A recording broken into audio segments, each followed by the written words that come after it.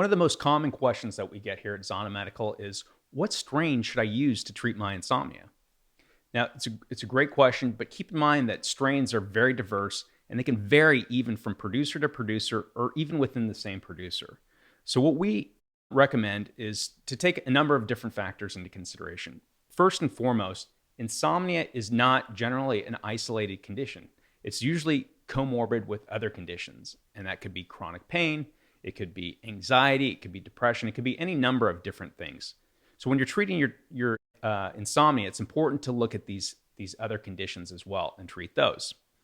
Now, also keep in mind that everybody is unique in terms of their physiology and how they react to drugs. So what may work for Suzy may not work for Joe.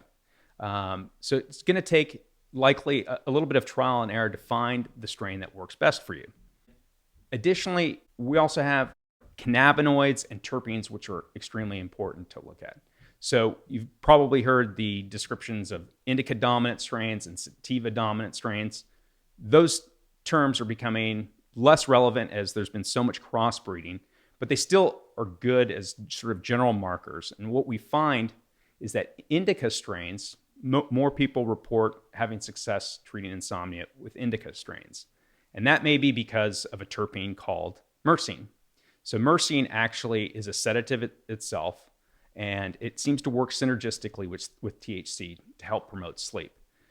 So when you go to a dispensary, important thing to look at is to find strains that have myrcene content.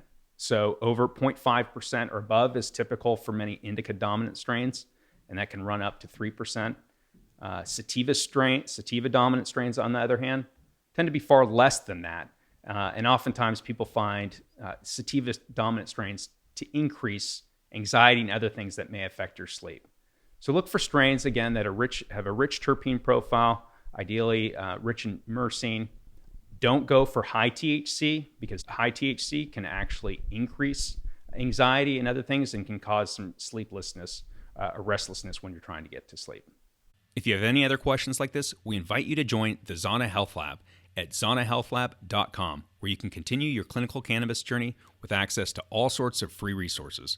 We look forward to seeing you on zanahealthlab.com.